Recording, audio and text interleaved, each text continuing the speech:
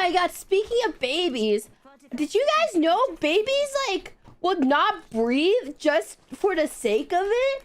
I was like reading like, and then I was like, that Twitter thread came up to me about like, it was like, did you guys know babies would just stop breathing? I'm like, what?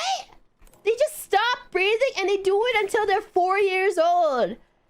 And then I saw like people were like, yeah, I have like PTSD. Sometimes I like visit my kid's room every night just to make sure they're breathing because of the PTSD they gave me by not breathing. Yeah, you didn't know that?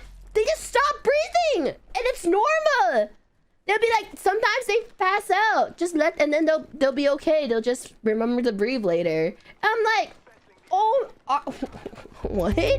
You mean sometimes you have to, your babies will just pass out from the lack of breathing and you have to be okay with it? Like, that was like the craziest thing I've ever heard. It's wild. It's actually wild. It's actually one of the wildest things I've learned about babies. I'm like, why the fuck would anyone want kids at knowing that?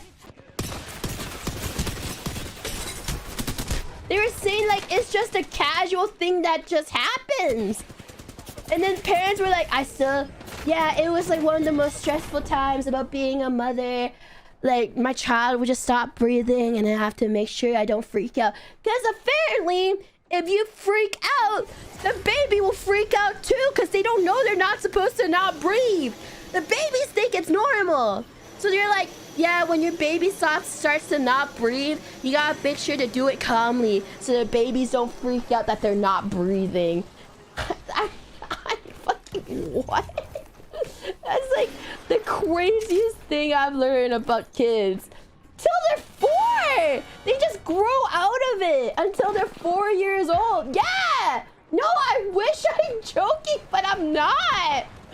I wish this was a joke because it's like the craziest shit I've ever learned.